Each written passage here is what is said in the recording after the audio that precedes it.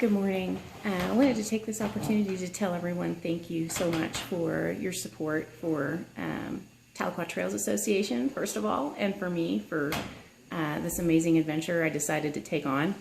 I didn't quite get where I wanted to go, or well, I did several times, just not as many as I had planned. So I wanted to tell you thank you for the financial support, for the emotional support, for all of the wonderful messages. And I wanted to give you a little bit of insight into how I'm feeling today and a little bit about this adventure. So I came up with this crazy idea about, I guess it's been about 3 weeks now, 4 weeks, somewhere in there. And I hadn't been in the mountains this year, hadn't been training for anything vertical at all. I have been running as usual. You all know I run all the time. But we were planning on coming to Silverton anyway to volunteer and to do some trail work for a race called Hard Rock. It's a 100-mile race here in the mountains. Probably a little bit crazier adventure than even what I tried to attempt to do. But the race got canceled, so we kept our reservations here at the Avon Hotel, which is an amazing place to stay. And got to thinking, well, what kind of crazy adventure can I come up with? I'm also working with Tahlequah Trails Association, and we are in desperate need of money so we can get this effort going with building trails close to home. And I thought, well, you know, there's so many challenges out there. Everyone's doing virtual challenges. And I ran across this Everesting challenge that Rob Carr, I was following him. He was doing one on a bike. And I saw his fundraising page and I thought, well, that would be a really awesome thing to try. And I'll be in the mountains, so why not? So I decided I would try the Everesting challenge. And I could do it just about anywhere, but I really wanted to do it while I was here because what other amazing place could you possibly be? Also, I actually did try to, I attempted Hard Rock race. I think 2018 was the year I did it. And I only made it 59 miles before I DNF'd. I had problems with my back, had a lot of issues, everybody does. But I DNF'd at Grouse Gulch. And that is right before you ascend Handy's Peak. And I was terrified. I did not believe I could get myself over that mountain in the condition I was in. And I was scared to even try. So that's what bothered me most. It wasn't so much that I could or couldn't. It was that I just wasn't willing to try. And I was perfectly safe. There was no reason not to try. There were people with me. There were people all over the trail. There's another aid station over the mountain. I could have crawled over that mountain and been fine, but I just wasn't willing to do it. So I thought, what better way to kind of right that relationship that I had with Hard Rock and with Handy's Peak than to climb that sucker. You know, and not just once, but let's set this in stone. Let's Everest this thing. And so that is how the Everesting challenge came about for me. And it just popped up in the series of like 48 hours. I was like, oh yes, I've got to do this. And so poor Todd, my husband, just rolled his eyes and said, okay. And so here we are in Silverton.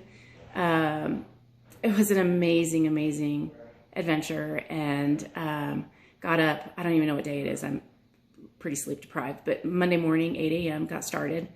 The weather was kind of sketchy the first morning, so some storms passing through, but did okay.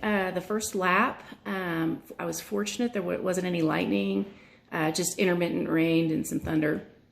Was able to summit the first time, came back down and met up with a wonderful friend, Chris Twiggs, who helped me get ready for Hard Rock in 2018. He helped show me the course and eased a lot of concerns that I had about what was it going to be like, and was just there for me when I really needed him. And there again, here he was. I came down Handy's Peak lap 1 and getting ready to go up lap 2, and there's Chris Twiggs. So storms were kind of in, just heavy rain at first, and I got my stuff together and off we headed, and storms passed, and I don't recall having any major any major weather with Chris. As a matter of fact, it was actually pretty beautiful. There were a lot of storms kind of around, but nothing that we encountered. So we summited the second time together and came back down, and I bid goodbye to Chris. And I was having some nausea when I was with Chris, and I did not eat or fuel well at all on that second pass. So that was a mistake I made. So I knew Todd was coming with pizza. So I was like, I got pizza, I'm gonna be good. So we got down, still nauseated. I was able to eat one piece of pizza, stuck another piece in my pack, and I had all kinds of other junk food to go with me. So I had plenty of calories.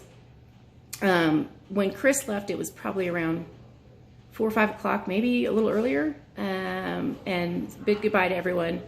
And other people that came on, I gotta say thank you to Chris and Janet Cantwell. They met us coming down the final descent on lap 2. And so another couple of friends that came out to give me a little bit of support. And as I was running down, I saw this couple, and of course I couldn't tell who it was, I was far enough away. But the lady was taking pictures of me, and I thought, well, that's really odd. This person doesn't know who I am, and she's taking pictures of me in this beautiful place. You know, if I'm the prettiest thing out here, great, that makes me feel good. And then as we got closer, I realized it was Chris and Janet Cantwell and Jasper, their dog. And so they descended that final second lap with me. And so just wonderful to see people that I love and care about come out and wish me luck.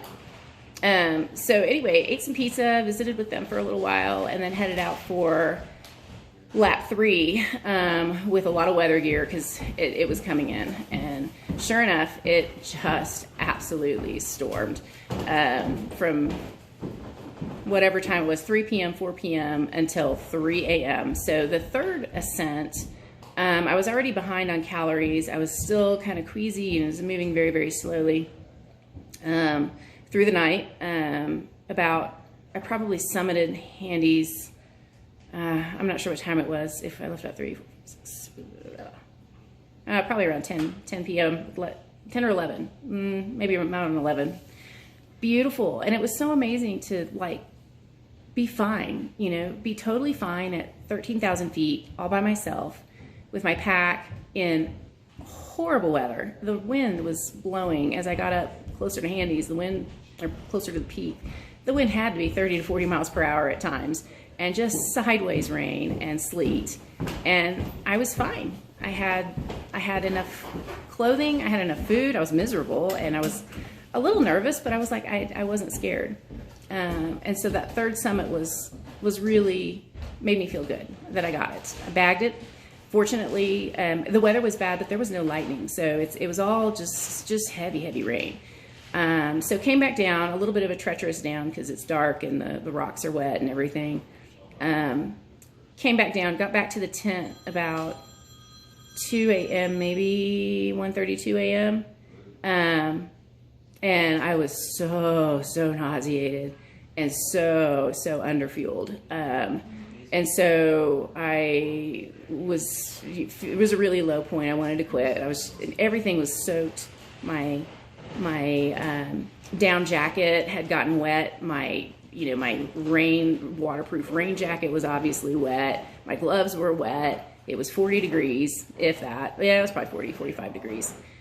Everything was just soaked. I had no way of getting it dried out. I had some dry clothes, but I didn't have a dry puffy or a dry shell or I had a pair of dry gloves, but they were not very good ones.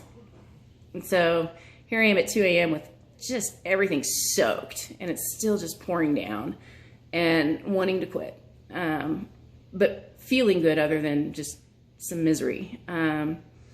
So I sent Todd a bunch of messages. Next time you come, bring Ensure, bring Coca-Cola, bring Gatorade, anything liquid calories. I can't do solid food right now. But I did make myself, I went ahead and ate a little ham and cheese and crackers and took some nausea medicine, took a 5-hour energy, and laid down. And I thought, well, if I can get this to settle down and I can, regenerate, and maybe I can get going again and I'll be all right. So sure enough, about 3 a.m. About an hour. I'd been in about an hour or so. I dozed a little bit, but didn't sleep. There was a chipmunk, some little critter that was trying to make its way into my tent. And so it was unnerving. I knew it was not a bear, but at the same time I was afraid it was a bear. And I was, going back and forth in my brain. It can't be a bear, Lori. It's too small. It's the size of a mouse. I can tell by the sound of its scratching and picking. But still, when you're alone and it's pouring rain and you're soaked and you don't have enough calories and you're nauseated and you're questioning life itself, that little chipmunk, I just couldn't not try and rationalize that it might be a bear. So I just laid there and I finally dozed off and on for, I don't know, maybe 30 minutes or so. And then at 3 a.m. I was like, all right, I'm good. The nausea had settled. I had warmed up in my sleeping bag. I was totally toasty. So I put on I did have a dry base layer, put on a dry base layer, put my wet puffy back on, put my rain jacket back over it, put my semi-wet, dry gloves with some hot hands in them, put my rain pants back on, my shoes, my gear, everything. I was toasty. I was wet but toasty. The rain was starting to subside, and I was like, let's just give it a go. Let's see what happens. And if I have to turn around because I'm freezing to death, then I'll turn around because I'm freezing to death. But let's go. And so I headed out of the tent about 3 a.m. and managed to get in another summit. And I got to see Handy's Peak at sunrise. The rain did stop about probably 45 minutes into my run. The rain stopped. And Handy's was beautiful that morning. I think I sent some video and pictures. It was windy, which was good. Everything dried out. So and I knew that would happen. I was hoping that the storms would subside, and I could stay warm enough. I knew as the weather, because it's so windy up there anyway, as I would start to shed things and wrap it around my waist, everything would start to dry out, and it did very fast. It's not like Oklahoma where it's 80% humidity. There's zero. Well, relatively speaking, it feels like zero humidity. So sure enough, gloves dried out. Puffy dried out. Everything was good by the time I got to Handy's Peak and came back down on my fourth lap. Fourth lap went great. I was the nausea gone, back on fueling. Everything went really well. And don't think I encountered much weather, just a little, nothing threatening. And then for my fifth lap, Arnold Begay, a friend from Oklahoma, happened to be in the area, and so he had asked if he could come take some pictures, and he wanted to summit Handy's as well. So I said, yeah, absolutely. So met him for lap 5, and we took off, and it was morning, yesterday morning, and it feels like it's been 3 days. We left the campsite and headed up. Beautiful weather yesterday, amazing all day. Not even well, we had one little storm pass, but 20 minutes maybe, and that was kind of as we were coming back down. But unfortunately, I was starting to have a lot of back pain. I actually started having a lot of back pain on started probably really lap 3. And that's been my one weakness that I've had with any mountain race I've done, has been my lower back. And I was hoping that it wouldn't creep its ugly little head during this attempt, because I did very, very intentionally go very, very slow. I just didn't want to have any injuries. I didn't want to have any problems. I wanted to just try to minimize everything so that I could just do the 7 ascents. Just go slow enough, go easy enough so you can just do it and enjoy it, and be in the moment the whole way, and have as little misery as possible, as we all want. But my back started kicking in again, probably really and truly lap 3, 4. And then as we did any climbing, even coming out of Grouse Gulch, coming out of Grouse Gulch, I did okay. I could climb without having to stop, but it was very, very slow, which was fine. It was like 45-minute miles, easily 40 to almost an hour miles going up out of Grouse Gulch, which was fine with me. I was happy to go slow. My back was hurting. But then when we went, you go down into American Basin and then you come back up. And just as soon as we started coming back up, it just became intense. And it's a spasm I get in my low back, and my coach and I are trying to work it out. But I could going up Handies, depending on the grade, I could probably go 15, 20 steps, but then I would have to stop because it would just spasm so tight and grab. And then if I would stop, within about 10 seconds, it would just relax and let go.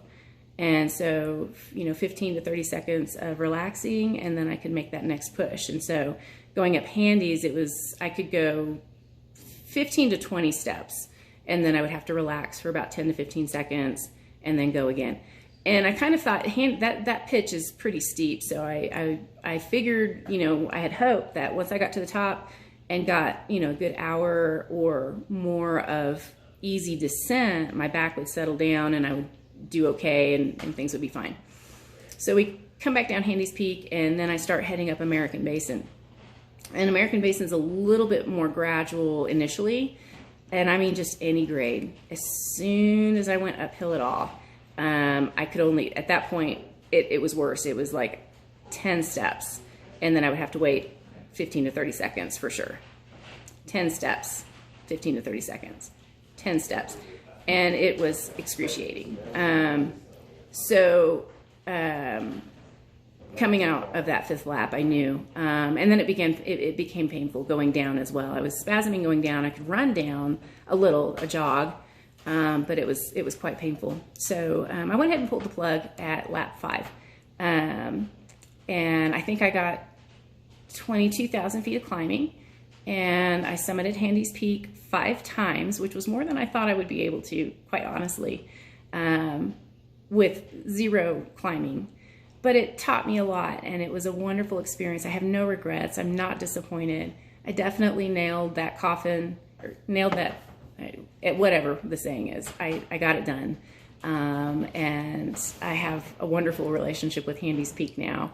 I don't know if I could complete Hard Rock with the way my back did again. I asked a lot of it with very little prep, so that may have been it. I've done almost no vertical. Well, when I decided to run or to do this, we did some ups and downs and trying to just get my quads hammered a little bit so they might not be so bad for this, but it was a lot to ask of my back with nothing. And so I don't know if I could go back to Hard Rock. Would my back do this again?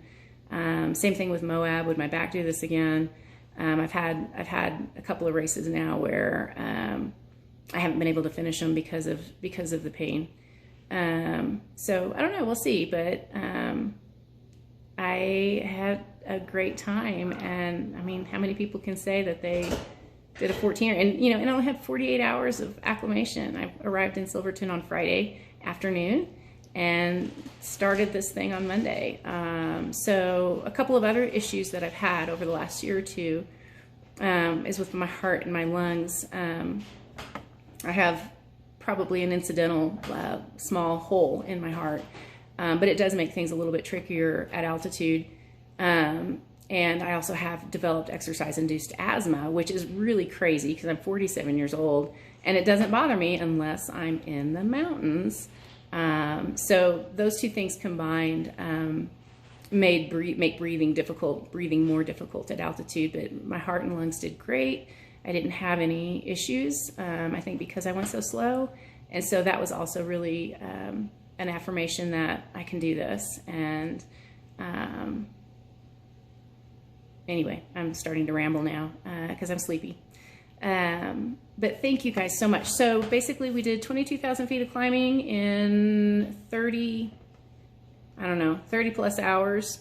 I think I slept maybe 20 minutes over that. I've been asked if I had any hallucinations. I didn't, other than, that chipmunk that I just couldn't quite convince myself might not be a bear. I did. I finally convinced myself. That's why I was able to doze off. But and then when I was climbing at night, some of the rocks would look, I would think they were a bear. And then I would just kind of look at them for a minute and be like, it's not moving. It's probably not a bear. But other than that, no hallucinations, and I felt great finishing lap 5, mentally very clear. My quads are shredded, but they could have easily done another ascent and descent. And again, everything was great. I had resolved all my issues and was ready to roll, but my back just wasn't going to do it. So, or at least I wasn't willing to endure the torture of trying to. I probably could have done another ascent, but it would have been excruciating. And I don't see any point in that. I am big about pushing through pain, overcoming challenges, but you know, there's no point in enduring excruciating pain unless you have to, and I definitely didn't have to, and I wasn't. There was just no need for that. But I wanted to say thank you again, and wanted to give you a little bit of background. I know I did a video before I did the attempt, but I wanted to say thank you and kind of go back in over that. And you have definitely seen me at my worst. I'm pretty sure this is about as bad as I usually. Well, I'm not gonna say that. I'm sure I've looked worse, but I'm pretty swollen this morning. As you can tell, my face is quite puffy. No makeup, yucky hair, but I also want to try and encourage other women to be fine with puffy faces and yucky hair and you know, not looking great. And I want this to teach people to, as there's a famous author that I love, and I can't think of her name because I'm too tired, but her book is, I think it's Daring Greatly, but you know, dare greatly, you know, and that's what this was all about. You know, just come up with things that you just think are absolutely impossible and go for it. And you know, if you don't get there, so what? You know, it's the effort, it's the attempt, it's see how far you can go. I mean, my God, how could I be disappointed with what I just accomplished? So I wanted to let you all know I'm not disappointed. I'm disappointed I didn't make it, you know, of course, but I am so happy and so fulfilled. So I will stop rambling if you guys are still even paying any attention to this video. Have a wonderful day. Thank you to all my friends.